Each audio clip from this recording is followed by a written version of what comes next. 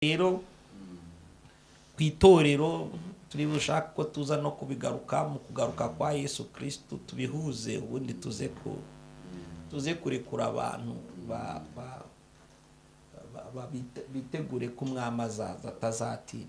Ndasubira inyuma gato muri 2020 ku itariki 15 z'ukwezi kwa 9, umuntu bita Trump niwe wagize uruhare mu gutuma habaho icyo bita Call d'Abraham. Yari amasezerano yakozwe kugira ngo bene Aburahamu bose aho bava bakagera bazabashe kwiyunga, bareke kuhora bahigana bashwana. So hirya y'ayo masezerano twibutsa abantu, nyuma ya Arabia Saudite ndetse na Ben baje kugira amasezerano by'umwihariko na Israeli. Ayo masezerano afite point 5. Kuri point yaho ya 5 hagarukaho iyubaka ry'umusigiti, ariko bagahurira ku kintu kivuga umuhanuzi biteze Keri ahurirwaho n'abakristo n'aba Islam ndetse agahurirwaho na Judaism. Bose bamwemera nk'umuhanuzi kuko yemeye kubakwa kw'ingoro ya 3 akayihanura. Byari biri gutuma bafite mind igomba gutuma iyo ngoro ya 3 yubakwa. Ibyo rero ayo masezerano yari ariho kubwa Trump yabaho aba yarayakomeje akayashyigikira mu buryo bumwe cyangwa ubundi.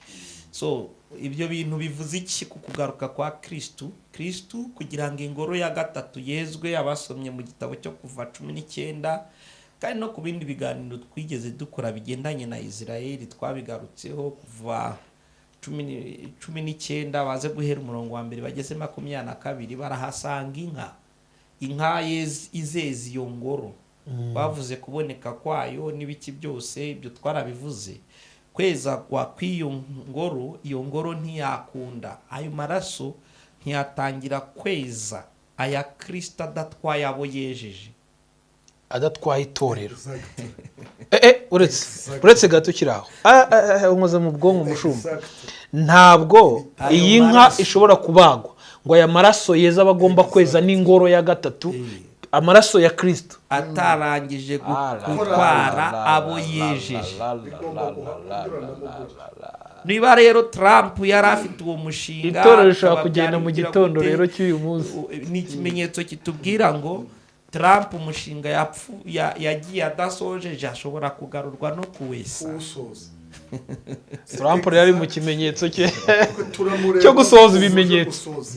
Ni ukuri kw'Imana. Rero muze kureba wenda ko tuzabigarukaho. Ni ukuri kw'Imana. Yego.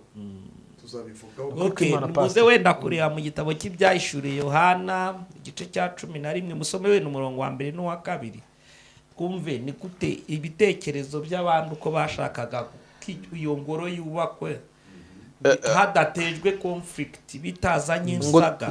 Niba hari umuntu ushoboye gukora diplomasi nubwo yari umutswa mbere, abantu bamwizereramo kuko yari kuvuga nka inosa. Ndavuga Trump avuga nk'abakiga. Trump nta kintu aguhisha. Yohana nsome muri Yohana icyambere turi bubwira abo duhuje akazi ni ukumenya yuko ibi bintu bya Kristo bikeneye ababipfira. Nitubishyiremo abantu bibabaje, abantu byarya, abantu byababaza. Turacyajya kwigisha ahantu umuntu akaguhereza mikrofoni ariko akakubwira ngo unyigishirize ibi, ntashaka ko Mwuka Wera akoresha.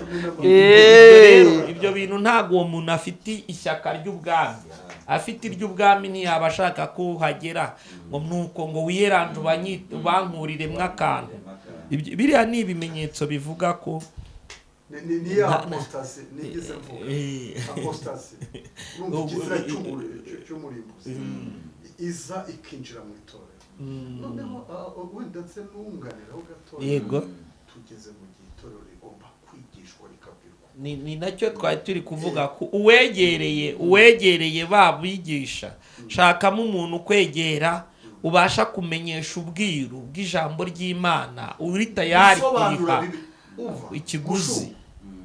Abapasiteri twahishije cya kindi kivuga ngo ushaka kurengera ubugingo bwe azabubura, Yes. utazabwitaho kubw'ubwami niwe wabasha kuburonka. Twishyura ikiguzi dusabwa, abana bari munsi yacu bagomba kwigishwa, tubashakira igihe cyo kwiga ariko nabo bemere kwiga. Dushobora kubwira abapasiteri ngo nibigishe ariko bakasanga nabo abana ntibemeye kwiga cyangwa abizera ntibemeye kwiga. Kabiri, sinigitangaza yuko na wa mushumba atazafata umwanya wo kwigisha kuko atigishijwe. Nawe urya igitoki ngaruka umuceri aruka ibyo yariye. Hari n'utekinika utundi tuntu bahita bavuga nese abantu bigisha nuko Yesu abwira Petero ajya kujyanja ati bere yakihagera hari igisamaki nawe nagishundura isoro n'amahoro ngahari igifu cyawe kiri Nyabugogo hari kiri kari uwo muntu urenda ngara arafata umwanya ngo abakristo ngo bakwitabe ngo ufatemo abantu bigishe araguha ibihese byafite. Iyo nyubako yiza kuba umuntu nta kabuza ari kugusaba kuyisiga amarangi ya beta paints kuko ariyo yongerera agaciro nayo ikaguhesha ishema mu bandi. Ngaho rero yibere mu cyimbo umurimbo wayo ubushinge beta paints, uruganda nyarwanda dukesha amarangi yuje ubuziranenge aryoshye aho dutuye n'aho dukorera. Hari ay'amazi n'ay'amavuta nka silk vinyl, weatherguard, fast dry, epoxy, wallmaster n'andi adakangwa n'imihindagurikire y'ikirere. Dufite nasigwa ku byuma. Bakunzi b'Ihumure TV mwaramutse bigendanye n'amasaha muherereho, niba ari mu gitondo ese mwiriwe, niba ari ku manywa mwiriwe mute nyine amasaha y'umugoroba. Imana ibahe umugisha.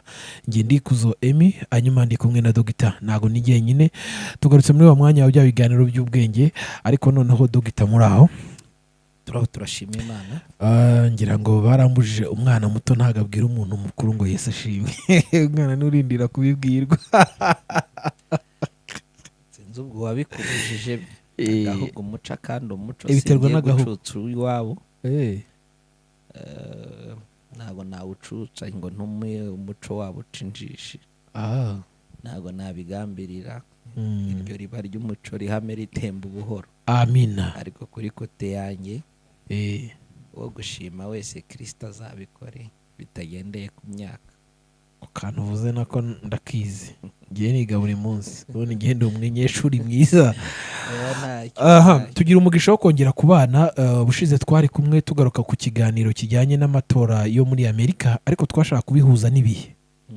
Abantu ntibumve ko twakoze ikiganiro kubera politike y'isi, ahubwo twakoze ikiganiro cy'amatora yo muri Amerika tugendeyeho ibihe bigeze. Ibi ko twabihuzaga nanone intambara iri kubera mu Burasirazuba bwo hagati kandi ifite n'ikitegura. Ngira ngo umuntu umwe yarambwiye ngo yakunze ikintu gikomeye tujya dukora, ngo iyo ikiganiro cyose dukoze kirangira kibwira abantu ko bagomba kwitegura ko muko agiye kuza gutwara itorero kugira ngo Kristo ubwo abashe kuza. Hari requirement zagombaga kuba zujujwe, harimo ururimi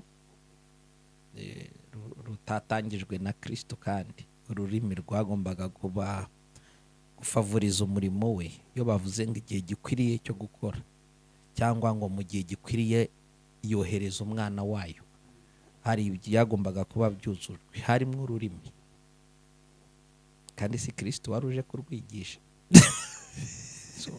Rero uwafata ihumura akahigishiriza ururimi ntiyaguye, ahubwo rufite icyo ruzafasha wa murimo. Harimo icyo bita peromen, amahoro y'Abaroma, imyubakire y'i Roma yari ifite ukuntu itandukanye n'ayandi mami yari yarabayeho. Ubwami bw'Abaroma bwari bufite kuri nakita ko bwarimo ikintu nakita nka demokarasi, ikikwemerera gusenga uko wumva. Bari baragiye badopta imana z'abanyamahanga zitandukanye, uko abenshi muri bo ngira ngo murabizi hari Roma pagani na Roma nkirisitu. Roma pagani yasengaga imana zitandukanye zaho yafashe. So rero ibyo byagombaga gufavoriza Kristo gutangirira umurimo, akavuga ibimurimo biturutse yuko imyemerere yabo ntifunga umuntu uko yemera. Iyo ugiye guhaguruka ukaba uno munsi wajya gutangira ivugabutumwa ukajya kuritangirira mu gihugu kitemera kuvuga uko wizera, nk'ubu hano birahari ibihugu bitavugiramo Kristo ugezamo Bibiliya uyihishe. rero hari requirement kugira ngo ikintu kibe ibyangombwa ikintu cyuzuza kugira ngo gitangire. Nakavuze byinshi bitandukanye bigendanye n'ibyo, nkasobanura ibigendanye n'icyo bari bashyize imbere kigendanye na transport kuri Kristo, icyo cyamufashije. Ibyo ntabwo ari Kristo wari uje kubikora, ahubwo Imana yamutegereje ngo hatangire ibyo byuzuye mu gihe gikwiriye irohereza. Rero gamanze mvuge gato nse nk'ukosora, ntanategetse kandi ko uwo muntu abyemera, kuko nawe we nafungura cano azavugeho nawe ibyo yemera. nta kibazo. Hagize ibyo ngibyo bizadutwara ikira. So rero ndaringize ngo abantu bumve ko dushobora kwicara aha tukavuga ku matora ya Amerika, twebwe tuvuze icyo bihuriyeho n'ibyo twizera. Kuba rero udafite ubushobozi bwo kumva aho byahurira ntibivuze ngo sibyo. Ikibazo cy'ubumenyi, kandi natwe si dukwiye kukujyaginga kutabyumva gutyo. Ni ikibazo cy'umwarimu. Nahoze mbona hano umushumba umwe wari uri kuvuga ibigendanye na dispensation. We naterura agiye kuvuga agiye kwigisha, nahoze mwumva nk'umwigisha nujya mu wa mbere ukabwira umwana ngo rimwe gukuramo kabiri, mu wa mbere primary primaire isanzwe P1, azakubwira ko bidashoboka. Ntabwo mburana na mwarimu ngo mwarimu avuga ngo hoya ngo igisubizo kirahari, igihe cyo kwiga mayinasi ntabwo kiragera. Mu magambo make icyo twari tugize ngo twumve, twe dushobora kuvuga ibitekerezo by'umuntu. Ashobora kuvuga ngo ko bigishaga Isirayeli, agahita avuga ngo ese Isirayeli irahurira hehe n'amatora ya Amerika, Amerika irahurira he na Isirayeli? Ibyo bihugu byombi nta na kimwe kibaho, habaho Ubwongereza. Ariko nibazi yuko bibaho, ntabwo dukwiye kuburana nawe. Ni ukuvuga ngo ubwo Ubwongereza bwabashaga kurekurira, bwarekuriye Abisiraheli babarekurira ubuyobozi ku itariki 14 z'ukwezi kwa gatanu 1948, babarekurira ubuyobozi baragenda. Batsimbuye bagiye, bukeye nibwo habaye la guerre Israelo-Arabe.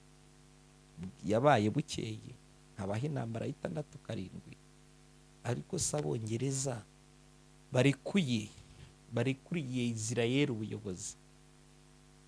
Ubwongereza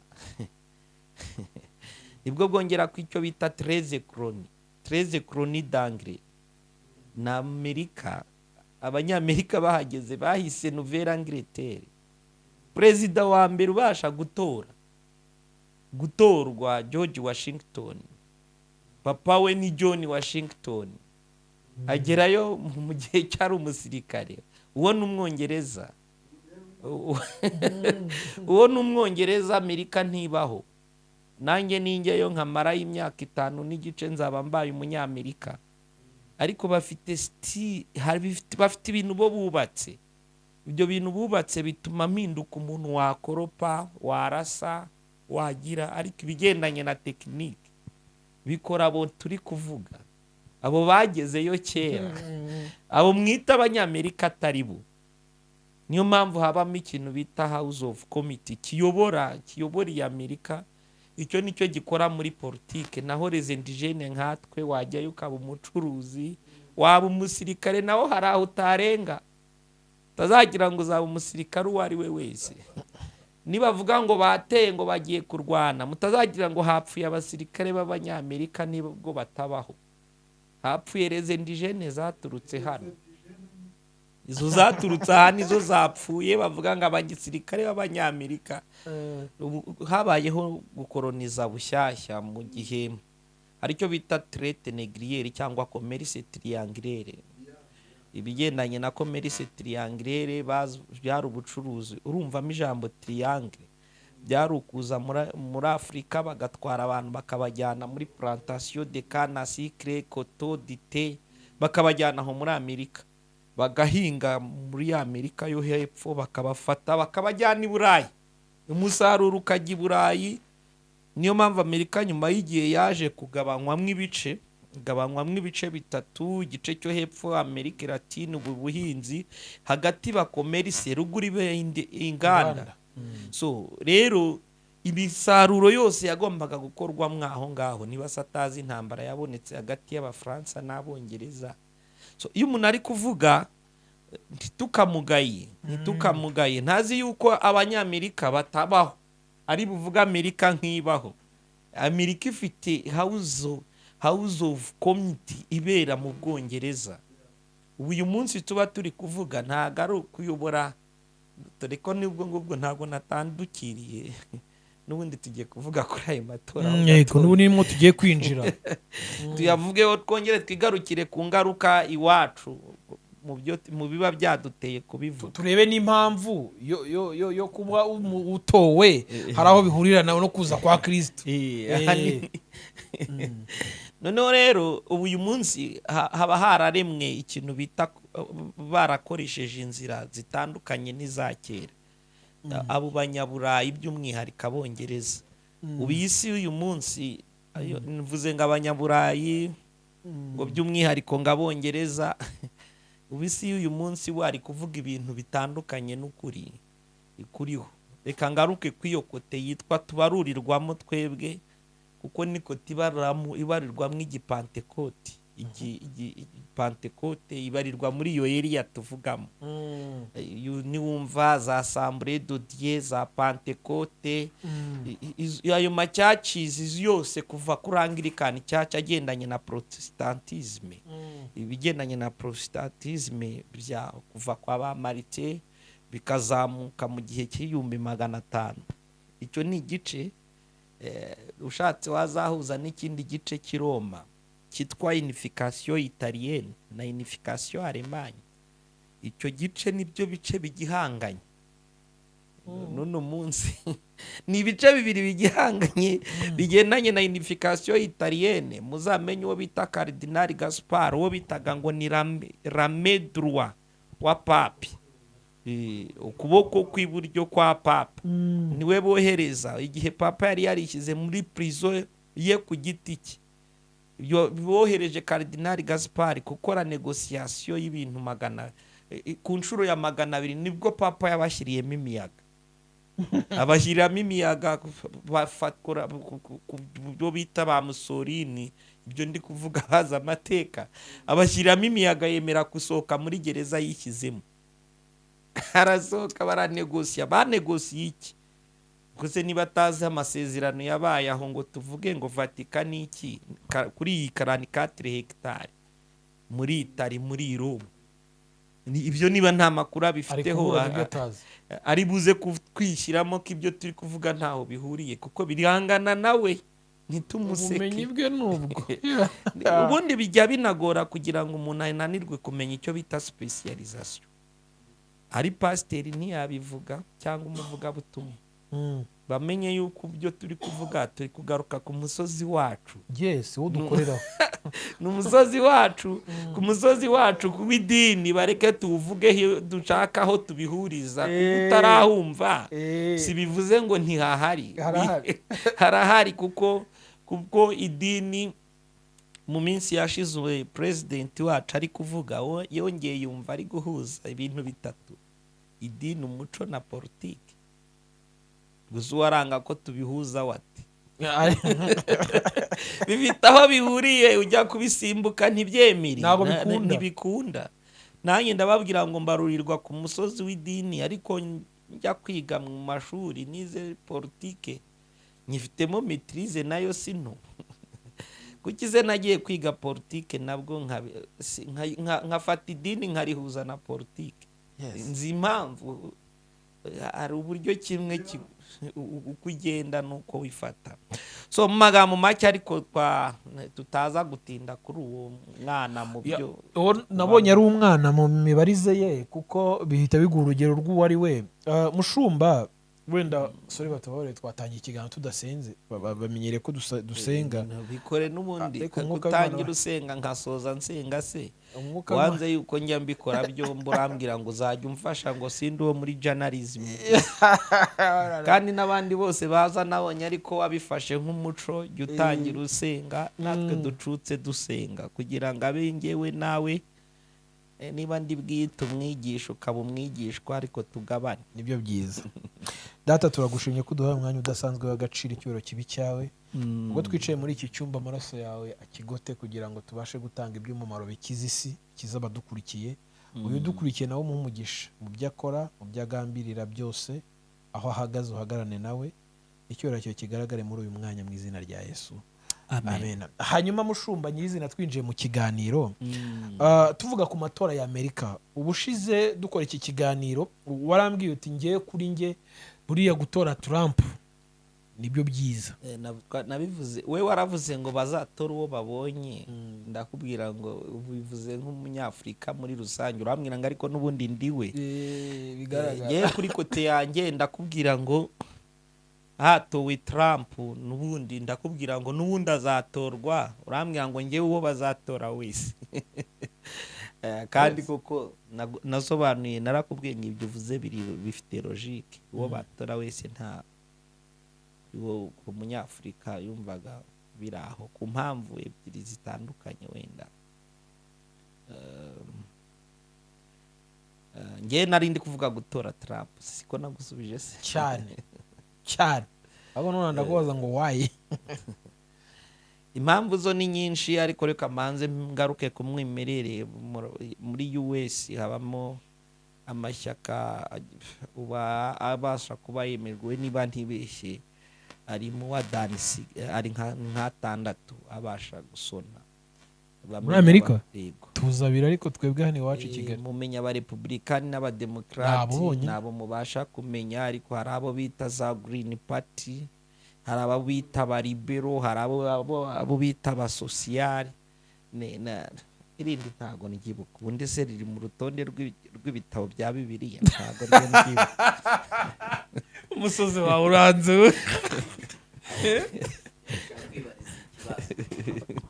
kandi ibariza ikibazo gikomeye dogiteri nibariza ikibazo gikomeye tuzi yuko Trump yigeze kuba n'ubundi perezida wa Amerika wa 45 ngira ngo wa 45 ese wenda ushobora guheraho uvuga uti kubw'umusaruro yatanze yahaye Amerika cyangwa yahaye Afurika muri kiriya gihe wenda ni ushingiraho ushobora kuwushingiraho wenda uvuga uti muri uyu mwanya ubwo yarari mu matora yarakwiye gutorwa dushingiye mu izo mpamvu kandi ntekereza ko n'abamutoye hari icyo bashingiyeho ku bijyanye no kuri icyo gihe cya 45 icyo gihe byamariye icy'abanyafurika kuba Trump yarabaye perezida wa 45 ikindi se byo byahuriraga hehe na Bibiliya none nkongera nkakubaza nanone uyu munsi kuba Trump yatowe byunguye iki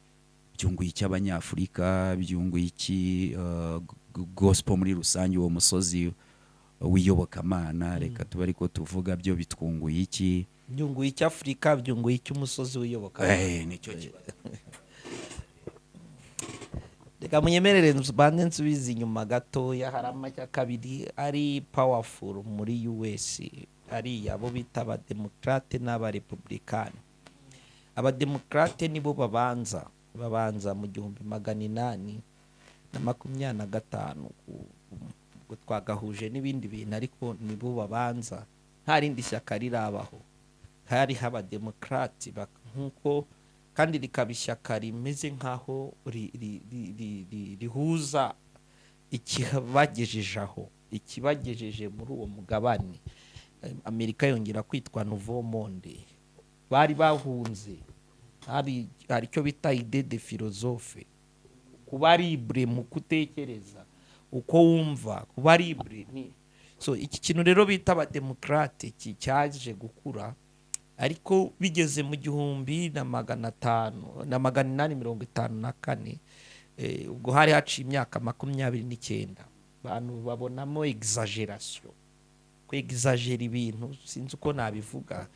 Hari ikintu bita liberite na libertinage kurenga imbago. Ibyo bituma hahita havuka irindi shyaka by'umwihariko ry'aba bandi bitwa ko ari abahageze mbere. Bamwe bahageze mbere batangira kubona ko cya kintu cyitwa demokarasi kibasha gutuma n'umuntu kiza ari umuvubuka akora ibintu nabi. Noneho barangije baravuga ngo reka dushyireho indirindi bitwa ba republikani, bene repubulika. dushyireho ibintu bituma les indigènes ziri guturumbuka zitarenga imbago. Bene ibyo n'abakonservateri. So urumva bari abantu bagiye kumera nk'abantu babiri bagiye kumera nk'abahanganye no jusqu'au aujourd'hui kandi nuko bimeze nicyo cyabiteye.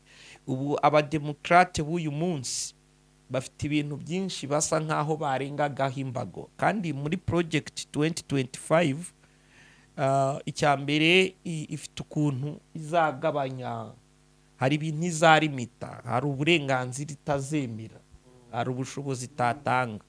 So tugaruke kuri economics, ku bucuruzi cyangwa ubukungu mu bademokrate bemera ko ubukungu iwabo leta ikwiye guparticipatinga kugira ngo hamere nkaho habaho equilibre cyangwa ntibibe maximum ngo ariko bagerageze kuringaniza ku bakire n'abakene.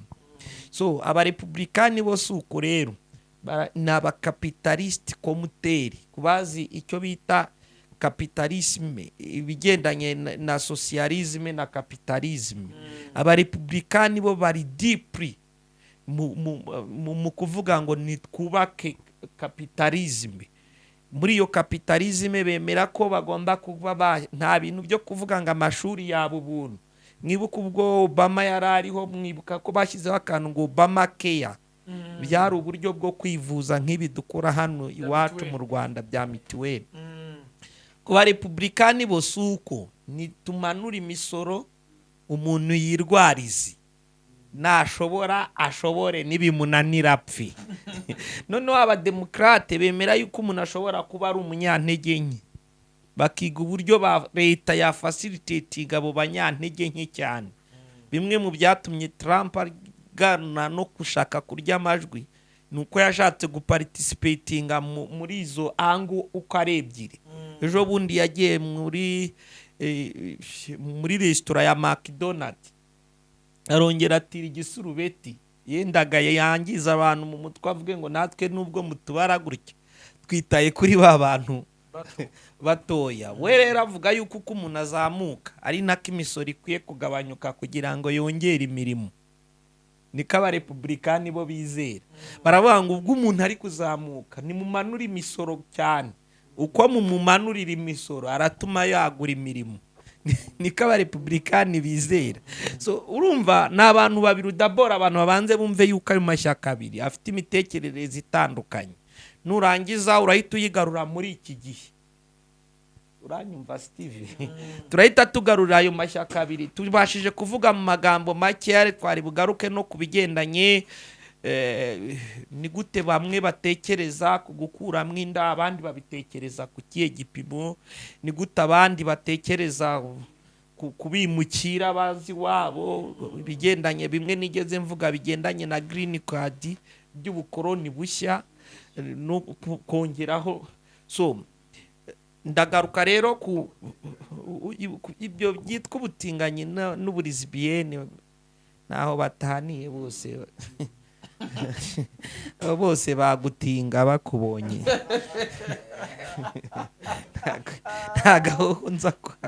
Ntago nza kuhatinda hoho barahahuza, ubona bose bagutinga bemera.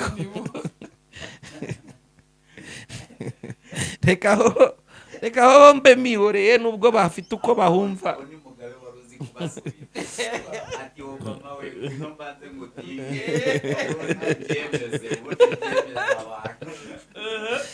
So nuko icyo ayo magambo bawongeyeho batayumvishije, ariko hari wenda twebwe twayumva.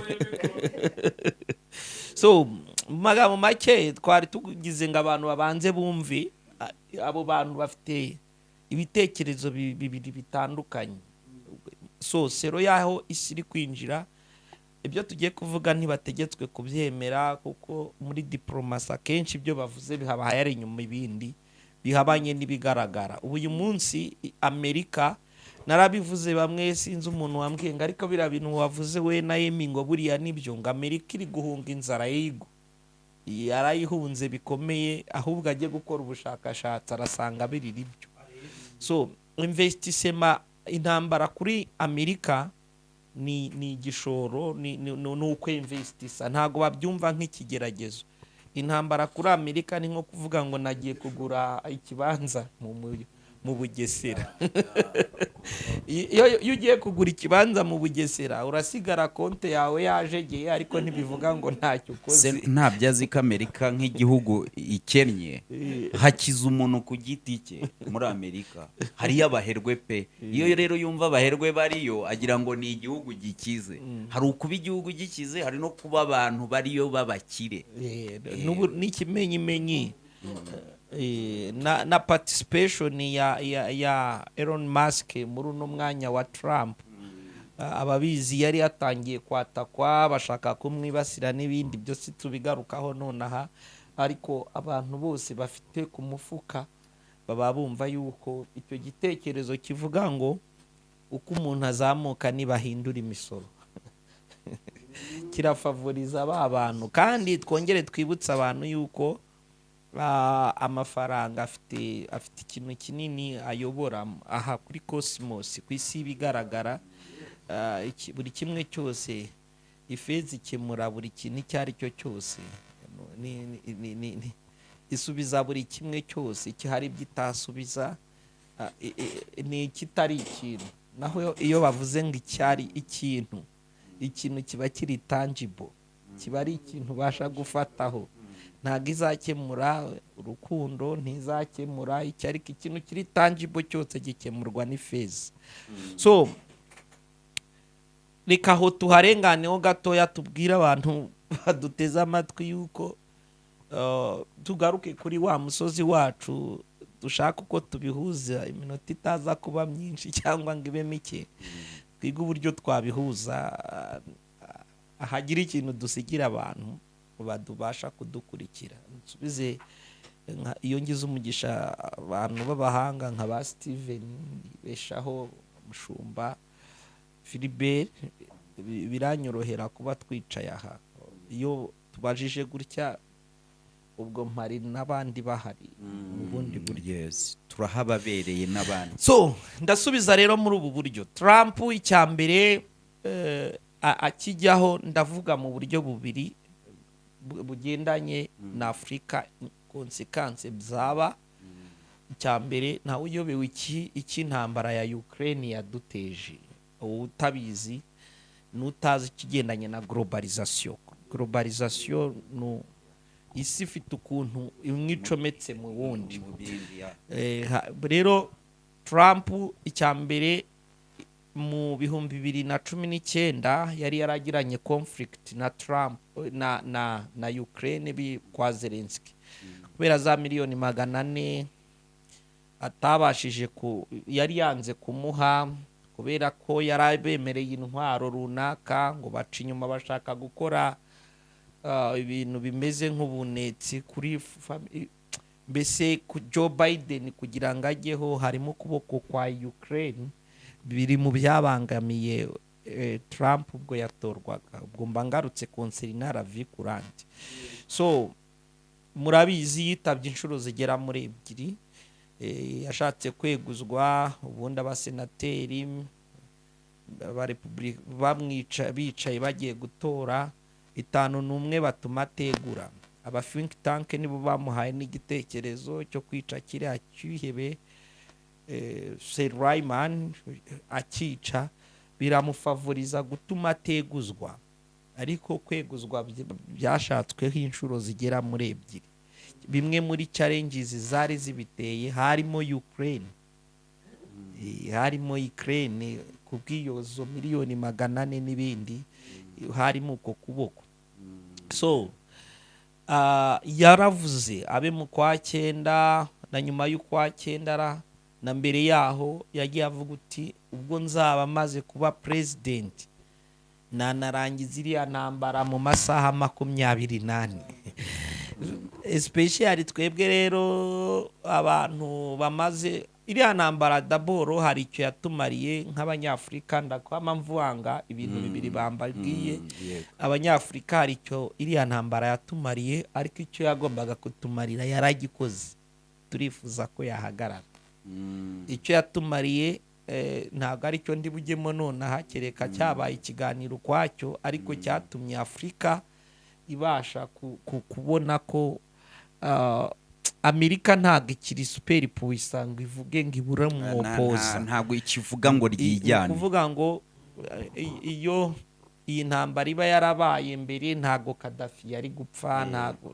twagenda tuvuga abantu benshi bapfuye ubu uyu munsi Amerika ifite opposition itari ntoya nujya ku cyo bita BRICS plus ugasangamo China, Brazil, Ubuhinde, Uburusiya yabona abantu Afrika y'Epfo, Ethiopia abo ni abantu bamaze kwishyira hamwe kugira ngo business ku muntu ushobora kuba yakora business atayikoranye na rezoxida yabaho bigakunda naho ubundi ntitukira abacakara ahubwo ubu noneho tunegosiye dukorane ubwo wabona aho uhengekereza naho ubundi nta jambo ryari ririho birangana mukuri kuzuye ubu Amerika y'uyu munsi ifite abaopoza ntabwo ikikwiye kuvuga ngo isi kangarane iyo ni inyungu ya mbere kuri Afurika y'uyu munsi ntabwo tukwiye kuvuga ngo twabura ibintu byacu aho tubijyana yaba raw material matière première bimwe byacu ubundi wibuke twari dufite abaperezida bahama bitwa ba Monfils kabone nubwo no munsi tugifite icyo nakita neocolonisation ariko dufite inzira zo kwicomora abaperezida bacu ba Afurika benshi bafite iyindi mitekerereze batangiye kumva ko kwicomora bishoboka ngira ngo muzi icyo BBC yaba yaravuze hano iwacu mu Rwanda ariko mwabonye ko ntago bikikanganye ku gipimo umuntu uyu musaza yaturabuye kare nyakubahwa Paul yaturabuye kare azana made in Rwanda bakubita hasi caguwa burya yari yaturabuye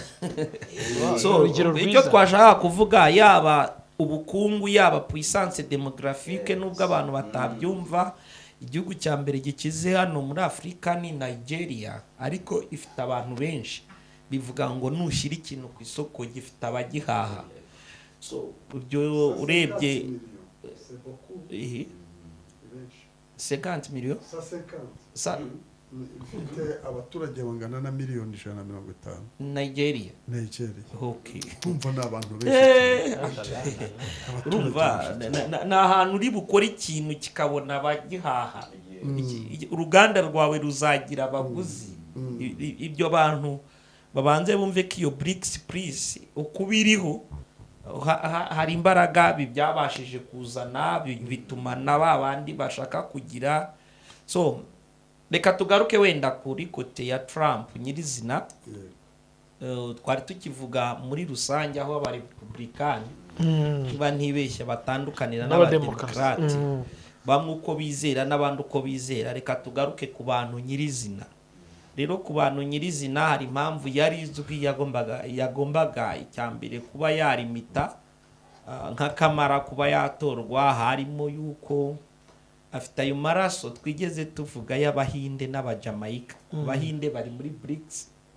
kaba ari akadefo kabiri nubwo bavuga demokarasi y'uri umugore ntabwo kuba perezida nk'uko nibeshaho Steven yabivugaga muri aba perezida 47 nta muntu umwe muri bo wigeze aba umugore ngo tuvuge ngo ni ikintu cyari bumworohere cyakunda batwumve ariko si ikintu cyakoroha kuko cyari bube kije ari ubwa mbere cyabaho ariko iyo ugiye gukora ikintu bwa mbere gatatu kese igendanye na Amerika y'uyu munsi ahiri ntabwo Kamara yarari tayari yo kuba yayihandoringa kuko Kamara ni umuportisiye kwizera abantu kugira ngo bizere umunyepolitike cyane bizera umucuruzi kuruta umunyepolitike. nanjye niko nabigenza ari njye kabisa.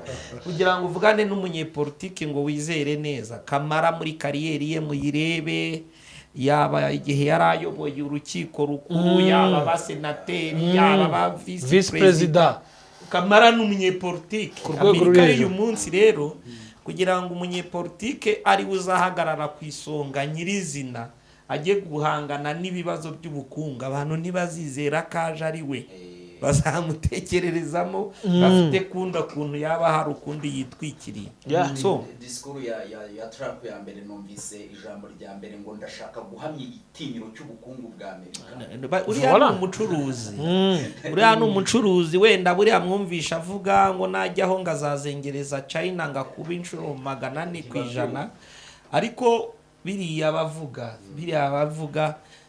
hari revo wenda atabikoramo atabitinyukamo ku mpamvu z'uko icyo bita inflation, yaba inflation la hausse monétaire, kugira ngo ifaranga yaba ni ukuvuga ngo ukoresheje icyo bita ni uprotectinga, ni ikintu ubundi kiriya yavugaga uprotectinga industry ziri gutangira, kuzamura ibiciro by'ibintu biri buturuke hanze.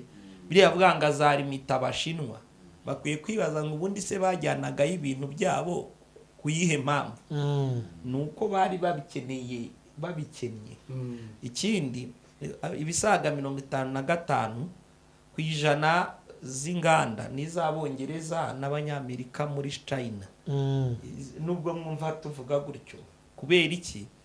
Ifaranga ry'iriruble riba hasi, bambe ry'iyuan riba hasi y'idolari. Y'iryo faranga riri hasi, production iroroha, iyo riri hejuru produiza biragora. Ibyo byasaba ngo byo tubuzane mu yandi materime ari economique atari ngombwa.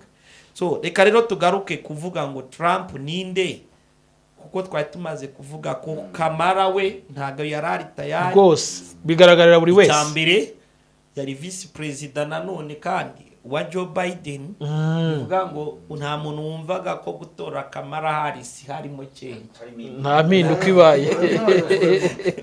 na change expecting. Ibyo bintu byose twagenda turondora ni ibintu bikubita Kamala Harris hasi, nubwo umuntu wese yabyumva. N'akantu ko kutabyara bakavuzeho, ibigendanye no kutabyara nabyo babigarukaho, ariko akenshi usanga abantu benshi ibyo hari abo bari bubihuze, ariko hari case ivuka ikabiri niyo wagira umuntu ari buyiguhondeshe mpaka none se uyobeye yuko na Trump yagiye abimuhondesha bimwe muri ibyo ngibyo twagiye tuvuga, bigatuma hari n'ukuntu umuntu avuga kumvikanisha yuko style igihugu cyaranyazwe, igihugu cyarashimuswe, cyafashwe bugwate. nta matora muri Amerika barabizi. So reka rero twigarukire kuvuga ngo aya matora bambajije ngo kuri kote ya Afrika, kuri kote ya Afrika bari abantu bazagaruka kukwiyitaho, natwe tubona umwanya wo kwiyitaho. Bazagaruka kukwiyitaho kuko batumye bari hasi, iyo biyitayeho natwe tuzabona umwanya wo kwiyitaho. Hari uburyo ubwonko bwabo iyo hayobora abademokrate nka kuriya bari bariho, bwari bwarahoze muri Afrika, mu Burayi, ariko ubu hari abantu bari mu gihombo gikomeye, bari bafite inyungu kuri abo bademokrate. Ariko kuri kote yacu ya Afrika nagende yubaka Amerika ye, dukorane n'abandi, bizatuma ibyo dukora tubicuruza ahatandukanye. Kimwe wigeze uvuga kuri Afrika ni cyiza mu buryo bumwe cyangwa ubundi. Reka tugaruke rero ku musozi wacu w'idini. Bamwe batubwira ngo nisibyo muvuga bihuriye n'Imana, ko muvuga ko muri abapasiteri mukaba mugiye muri politike n'amatora ya Amerika. Bajye bibuka ariko ko Yesu yavuze ngo sinsabye ngo bakure mu isi, ahubwo banibuke yuko ikintu gikuru barahiriraho Amerika Bibiliya irimo. Barahirira kuri Bibiliya muri constitution, ariko Amerika gutangira kwayo iba mwibyo kubona banarahirira kuri Bibiliya. Buriya tuzagaruka ku icyo kintu, constitution yabo hazamwo Bibiliya, hakazamo na framaso. ni cya 10 ngira ngo kirimo hari ni ibintu kandi bihabanye ni ibintu wenda byazaza ngo tubahurize ibyo bintu, nubwo bavuga ngo twagize tubahurize ibyo bintu babashe kubicangura, dore yuko etre pasteur abakwiye no gufasha umwizera kubaho mu bimwe mu nshingano abafite n'iyirimo. Reka tugaruke rero ku itorero, turi bushaka ko tuza no kubigaruka mu kugaruka kwa Yesu Kristo, tubihuze ubundi tuze kurekura abantu bitegure ko umwami azaza atazatinda. Ndasubira inyuma gato muri 2020 ku itariki 15 z'ukwezi kwa 9, umuntu bita Trump niwe wagize uruhare mu gutuma habaho icyo bita accord d'Abraham. Yari amasezerano yakozwe kugira ngo bene Aburahamu bose aho bava bakagera bazabashe kwiyunga, bareke kuhora bahigana bashwana. So hirya y'ayo masezerano twibutsa abantu, nyuma ya Arabia Saudite ndetse na Ben baje kugira amasezerano by'umwihariko na Israeli. Ayo masezerano afite point 5. Kuri point yaho ya 5 hagarukaho iyubuka ry'umusigiti, ariko bagahurira ku kintu kivuga umuhanuzi biteze Keri, ahurirwaho n'abakristo n'aba Islam ndetse agahurirwaho na Judaism. Bose bamwemera nk'umuhanuzi kuko yemeye kubakwa kw'ingoro ya 3 akayihanura. Byari biri gutuma bafite mind igomba gutuma iyo ngoro ya 3 yubakwa. Ibyo rero ayo masezerano yarariho ku bwa Trump yabaho aba yarayakomeje akayashyigikira mu buryo bumwe cyangwa ubundi.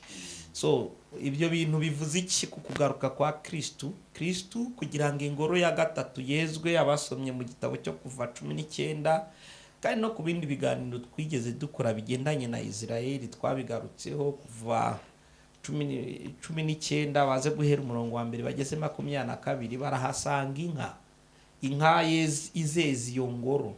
Bavuze kuboneka kwayo n'ibiki byose ibyo twarabivuze.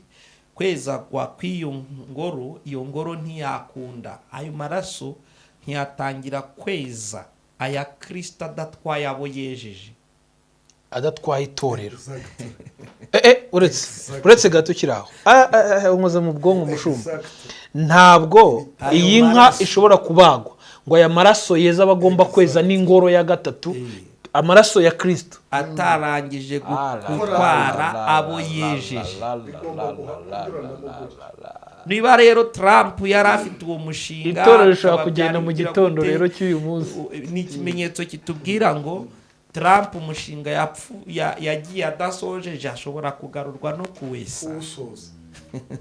Trump yari mu kimenyetso cye cyo gusohoza ibimenyetso. Ni ukuri kw'Imana rero muze kureba wenda ko tuzabigarukaho. Ni ukuri kw'Imana. Yego tuzabivugaho. Okay, muze wenda kureba mu gitabo cy'ibyahishuriye Yohana igice cya 11 musome wenda umurongo wa 1 n'uwa 2. Kumve ni gute ibitekerezo by'abantu ko bashakaga iyo ngoro yubakwe hadatejwe conflict, bitazanye insaga. Niba hari umuntu ushoboye gukora diplomasi nubwo yari umutswa mbere,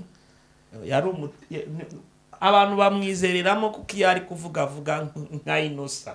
Ndavuga Trump avuga nk'abakiga. Trump nta kintu aguhisha. Yohana nsome muri Yohana 11. Yohana 11 so mu murongo wa mbere wenda gusa 11 umurongo wa mbere haravuze ngo umutwe w'amagambo uravuga ngo Yesu azura Lazaro. Niho mvuze Yohana byahishuriwe Yohana igice 11 umurongo wa mbere nahageze. Nari navuze byahishuriwe Yohana ngiraho.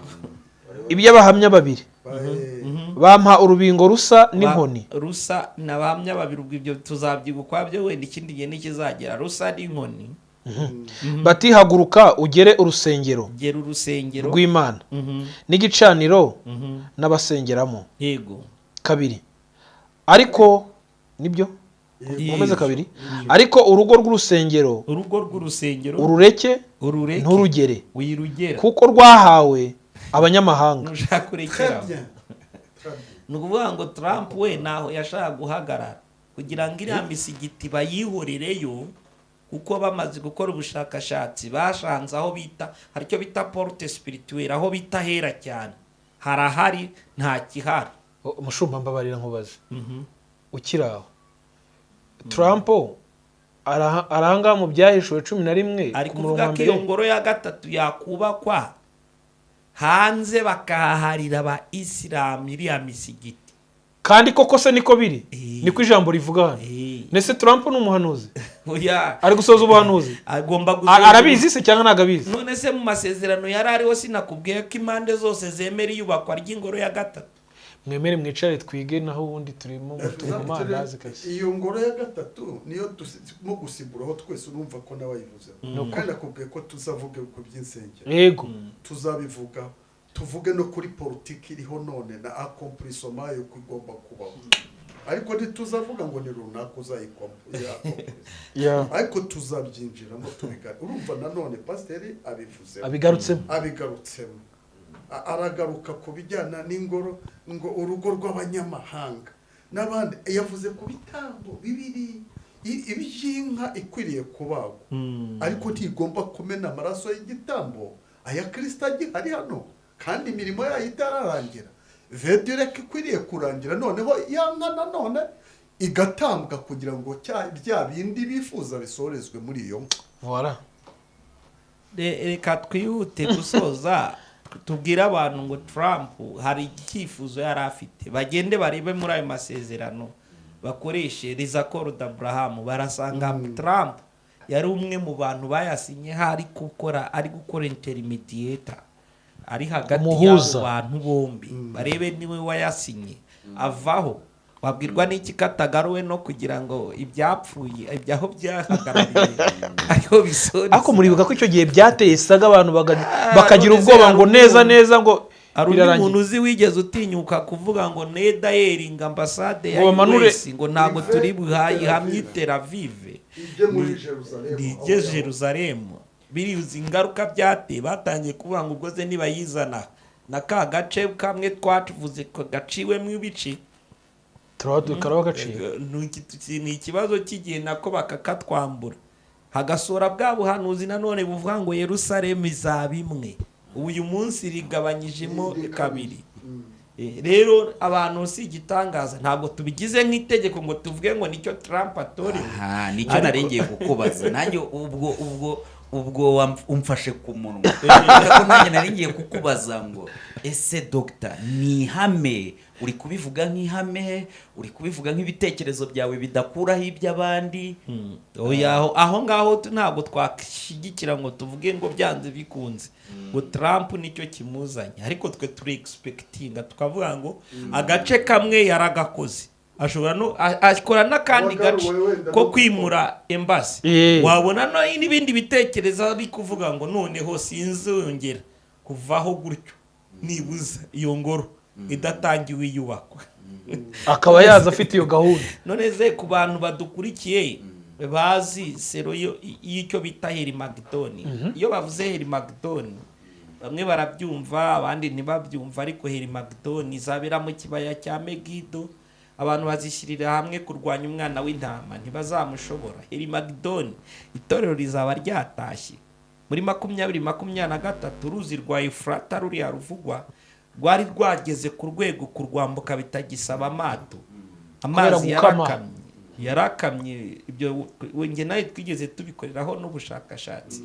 Amazi yarakamye. Bibiliya ivuga yuko muri Herimagedoni bari abarusiya ndetse n'abayirani buriya nibamanuka ntago bazabasaba amato yo kwambuka. Imana izakamye umugezi. Watangiye no gukama. Already byarabaye. Ahubwo twabwira abantu ngo tuvanemo ibintu byo kuvuga ibitari ufitiye inyungu. Tubwira abantu ngo agakiza karatwegereye kuruta igihe twizereye. Ni iki gikenewe ku itorero? Ni nacyo turi kubwira abantu. Ni ububyutse bw'itorero butari ububyutse bwo kwivuga no kwiyamatsa bubyutse butuma abantu muri bo hazamo ishyaka ry'ubwami bw'Imana. Agakiza karatwegereye kuruta igihe twizereye. Ijuru ntabwo ari ubuhungiro bw'abatsinzwe hano, nimuhinduke abatsinze.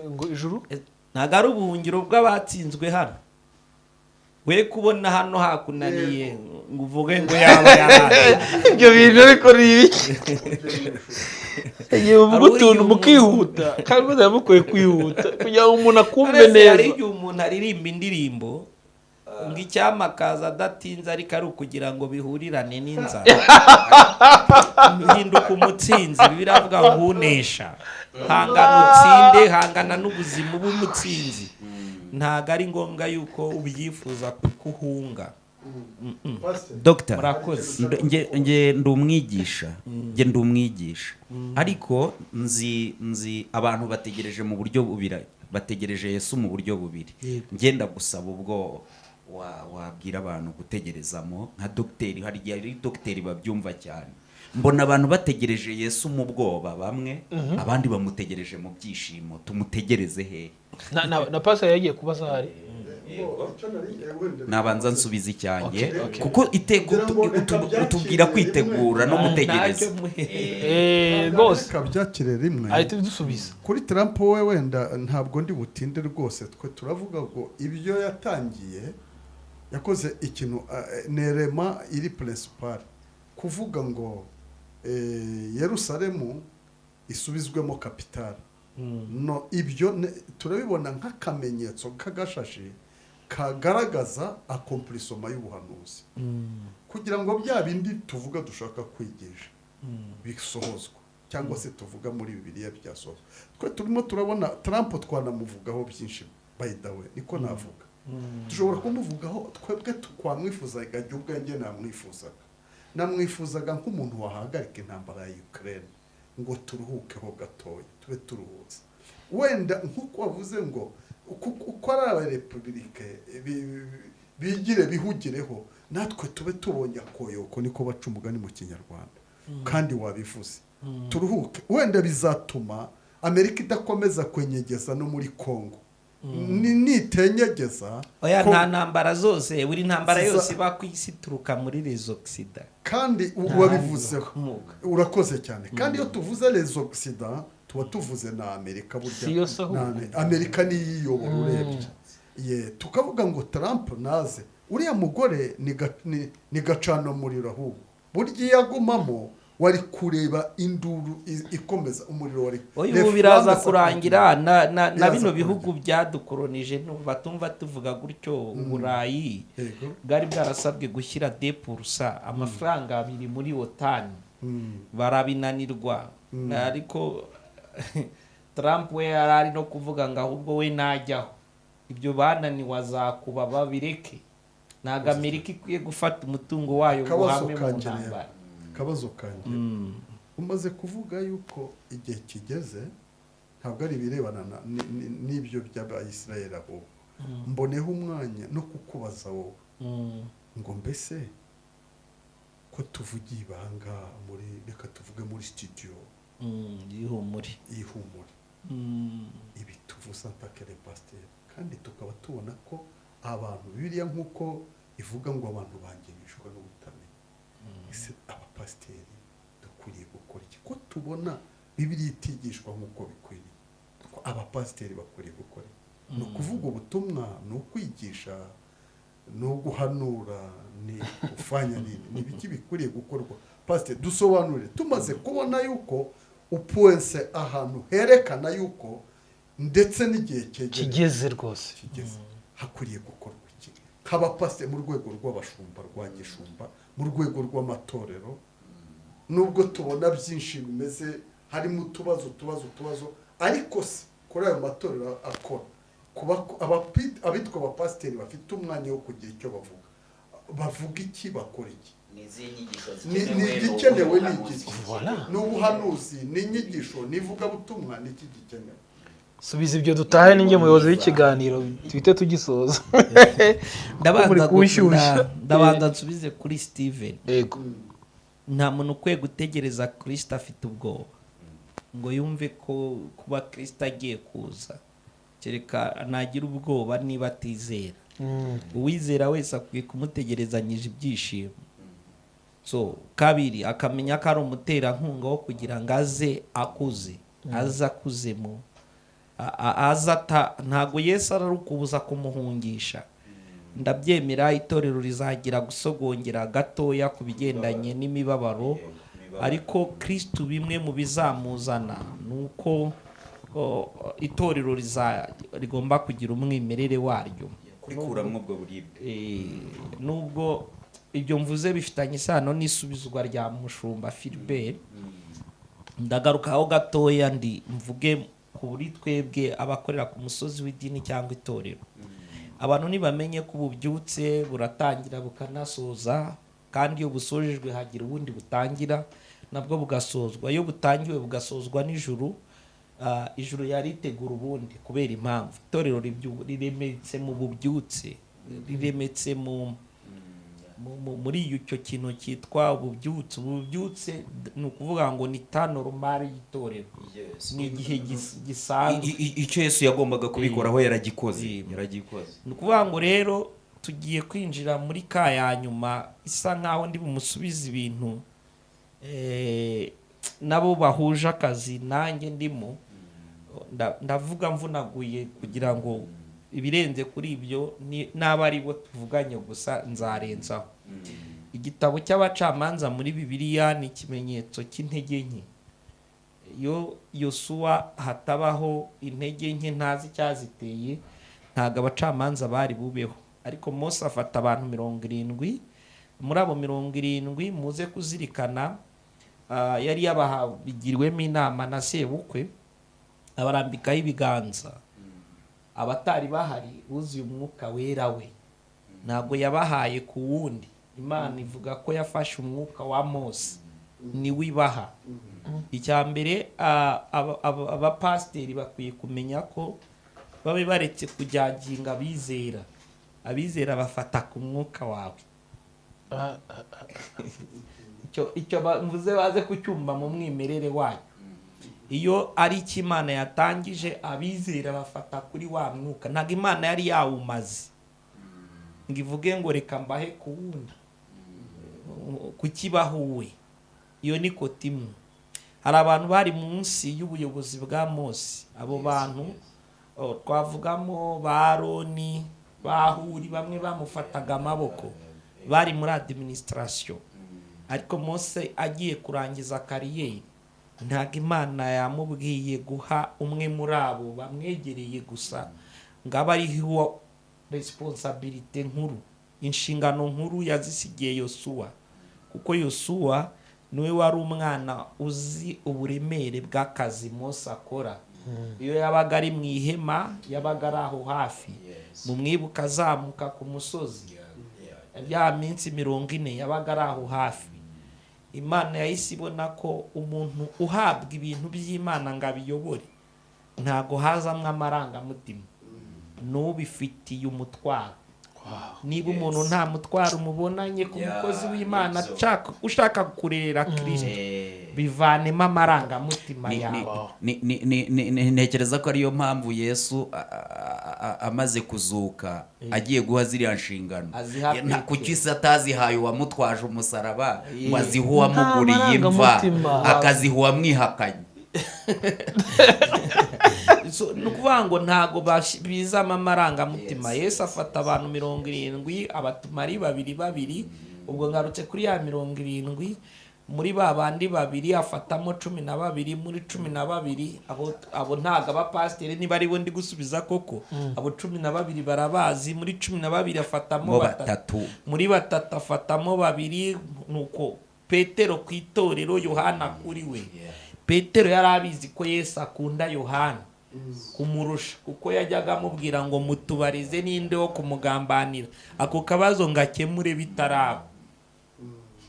Petero yakundaga Yesu cyane, ariko Yesu yakundaga Yohana cyane. Nimusoma ibyanditswe mu nzandiko musoma ngo wa mwigishwa Yesu yakundaga cyane yari Yohana. Ariko agiye gufata inshingano nkuru ngo azisige, ntiyazisigiye Yohana.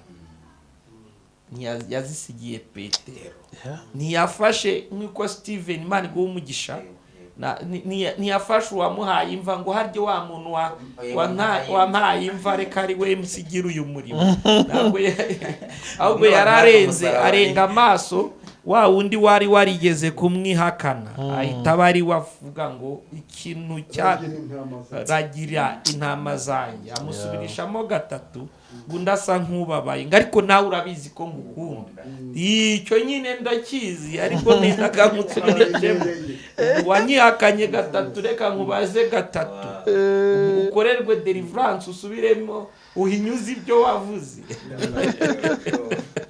Ragira intama. Rero icya mbere turi bubwira abo duhuje akazi ni ukumenya yuko ibi bintu bya Kristo bikeneye ababipfira, nitubishyiremo abantu bibabaje, abantu byarya, abantu byababaza. Turacyajya kwigisha ahantu umuntu akaguhereza mikrofoni ariko akakubwira ngo unyigishirize ibi, ntashaka ko Mwuka Wera akoresha. Ibyo bintu ntabwo uwo muntu afite ishyaka ry'ubwami, afite iry'ubwami ntiyaba ashaka ko hagera ngo nuko ngo wiyeranje ubankurire mw'akantu. Biriya ni ibimenyetso bivuga ko ni apostasi nigeze mvuga apostasi n'umukizira cy'umurimo iza ikinjira mu itorero. Noneho wenda ndetse n'unganiraho gatoya, yego, tugeze mu gihe itorero rigomba kwigishwa rikabwirwa. Ni nacyo twari turi kuvuga ko uwegereye babigisha, shakamo umuntu ukwegera ubasha kumenyesha ubwiru bw'ijambo ry'Imana, uri tayari kuriha ikiguzi. Abapasiteri twahishe nta gushidikanya, Mushumba Philibert ibyo byose mumenye uyu munsi, ariko buriya ntabwo ubizi. Ubwo twari twicaye wowe uje hano twasigaye tubanga icyo twamushakagamo twakibonye. Twarebaga impamvu itumubwiriza, impamvu abantu twebwe twemera ko igituma ukora ibintu aricyo gifite agaciro kuruta kubikora. nemera yuko impano yanjye itameze nka Steven, itameze nka Pastor Jado, ntabwo ameze kimwe, ariko turabapasiteri. Vumye ko umuntu ufite responsabilité, tuvuge pasiteri Innocent Isado, Jado mikoro, pasiteri bagwe mikoro, atake responsable agomba kugaragaza ikintu bita warize liturgie. Donc liturgie iteyite bayizi ko ariyo kwa padiri. Non, c'est pas ça. Liturgie, ibintu liturgie kama kumenya administration, kumenya gestion y'itorero, uko ibyo risabwa ni so wahoze uvuga utitorero gusenga uvuga ibintu bigiye byiza biri ngombwa.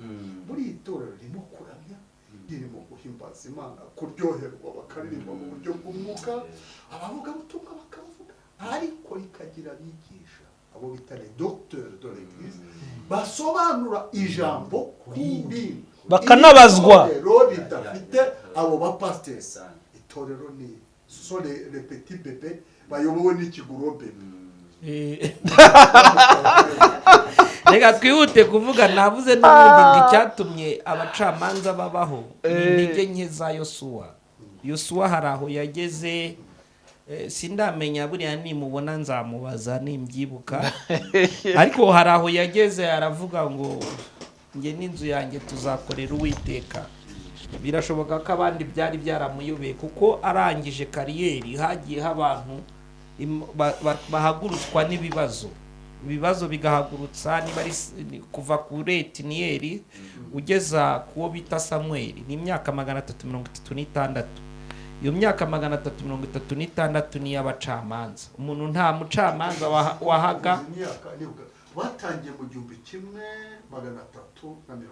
1375 barangiza mu 1050. Ntuza uzi umenya ko hari n'imyaka ingana gutukwa.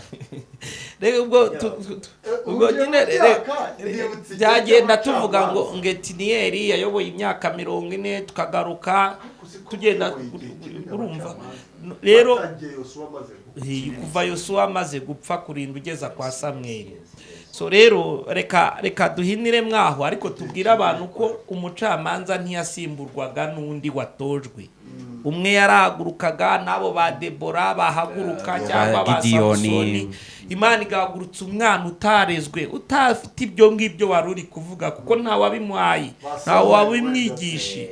Noneho barangiza bagahaguruka uko ari ishyaka ritafite ikindi kintu, nta kurerwa, nta kugira akabitwara uko abyumva. N'ubu n'uyu munsi dufite amaegirize ameze gutyo, y'abantu bikanga ngo ni ishyaka cyangwa ni icyo, akabitwara uko abyumva, akabiyobora uko biri, nta kintu gipfa, nta gikira.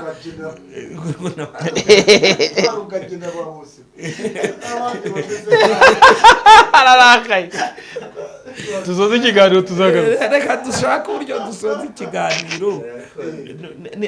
Twari dushatse kuvuga uburyo umuntu ashobora kugira impano ariko atarigishijwe, nk'aba Samusoni n'abandi, ukabona ko ibintu akora biburamo kuba yarabonye uburezi, ukabonamo kubura uburezi, kugira gute itorero ripfapfana gutyo. Rero abashumba b'uyu munsi nibashyira umupira hasi, barere. Kristo yari afite uko yigisha abo, yabwiye ngo umutwaro mbikoreza nturemereye, yendaga ngo nimuze. Arongera arababwira mu nkurikire nzabagira abarobyi. Bariga abageza ku rundi rwego, abasobanurira, aravuga ngo udashobora kwiyanga ngo nkurikire ntashobora kuba umwigishwa. Rero reka tubwire abantu yuko igihe tugezemo ari cya kindi kivuga ngo ushaka kurengera ubugingo bwe azabubura, utazabwitaho kubw'ubwami niwe wabasha kuburonka. Twishyura ikiguzi dusabwa. Abana bari munsi yacu bagomba kwigishwa, tubashakira igihe cyo kwiga, ariko nabo bemere kwiga. Dushobora kubwira abapasiteri ngo nibigishe, ariko bakasanga nabo abana ntibemeye kwiga, cyangwa bizera ntibemeye kwiga. Kabiri, sinigitangaza yuko na wa mushumba atazafata umwanya wo kwigisha kuko atigishijwe. Nawe urya igitoki ngaruka umuceri, aruka ibyo yariye. Hari n'utekinika ushaka utundi tuntu bahita bavuga nese abano bigisha. Nuko Yesu abwira Petero ajya kujyanja ati bere yakihagera haro igisamaki, nawe nagiye isoro n'amahoro, ngahari gifite cyawe kiri Nyabugogo, ahari kiri Karitsiye. Uwo muntu urenda ngara arafata umwanya ngo abakristo ngo bakwitabe ngo ufatemo abantu bigishe, araguha ibihese byafite ko yasimbutse. Abaposteri b'ubu bararya tuza bitaro Tambisa ibintu ni ibyo ngibyo. Reka duhinire mwaho, tubwire abantu ngo bategure umugeni wa Kristo, especially abungeri, kandi bishimye, bumve yuko baryohewe. Nta mugeni witegura ababaye, duha agaciro icyo Yesu yadukoreye ku musaraba, duha agaciro ibyo ngibyo. Kandi niritegurwe, umugeni narimbishwe, itorero niririmbishwe, uzaza ntazatinda, agakiza karatwegereye kuruta igihe twizereye. Kadusabira umugisha mushumba Philibert. Amina rwose. Ni Philibert, I think. Philibert kwa nibeshaho Steven, tugendanye w'igihe cyane, twungutse undi muvukanyi. Reka dushimire Emi kazi kadasanzwe dukorera, nk'ubu uyu ni umuduhaye n'ibizi. Reka dushaka ko ducukiriza, hari mwene data duhuje akazi, tugiye kujya kureba aho gatoya, nawe tuzamuzana. Munyemerere rero dusenge Imana, ducukiriza ahangaha. Bike birangiye byinshi bisigaye, bike birangiye byinshi bisigaye. Niko Cecile Roda ajya gupfa yavuze, yaravuze ngo bike birangiye byinshi bisigaye.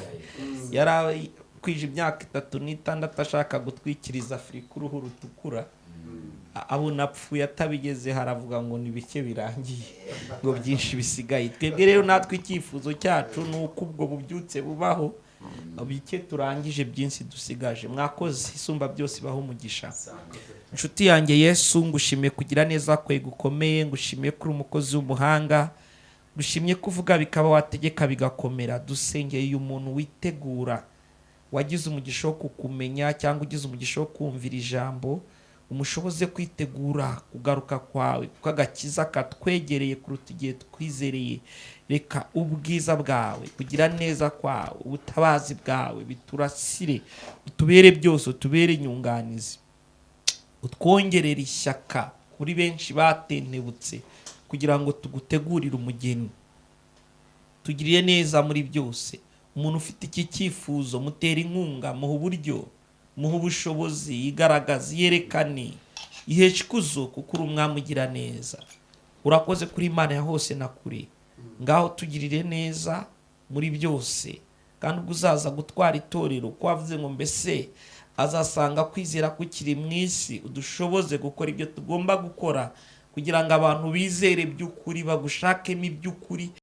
Iyo nyubako yiza kuba umuntu nta kabuza yari kugusaba kuyisiga amarangi ya beta paints kuko ariyo yongerera agaciro nayo ikaguhesha ishema mu bandi. Ngaho rero yibere mu cyimbo, umurimbo wayo ubushinge beta paints, uruganda nyarwanda dukesha amarangi yuje ubuziranenge aryoshye aho dutuye n'aho dukorera. hari ay'amazi n'ay'amavuta nka silk vinyl, weather guard, fast dry, epoxy, wallmaster n'andi adakangwa n'imihindagurikire y'ikirere. Dufite n'asigwa ku byuma no ku modoka. Niba hari n'ubundi bwoko bw'irangi wabengutswe ahandi, duhe komande. Ikoranabuhanga ryacu riraritunganya mu kanya nk'ako guhumbya. Mu Rwanda kandi twihariye gukora amasitike nziza z'ibyuma n'iz'ibirahuri. Produit za beta paints murazisanga mu gihugu hose, naho kurangura ni Remera ya ruguru ya gare ku Muhima hateganya na hoteli Kapi, mu Gakiriro ka Gisozi hafi y'Umukindo House. Hari kandi ni Rubavu hafi y'urusengero rw'Abadive, i Musanze ni Rusizi. Ariko n'uwaba ari ahandi mu gihugu hose ashaka kurangura produit za beta paints tuzimugezaho kandi tukamutwaza ku buntu. Ku bindi bisobanuro iyambaza telefone n'urubuga rwacu ubona kuri screen yawe. Beta paints, best quality, best price, good services.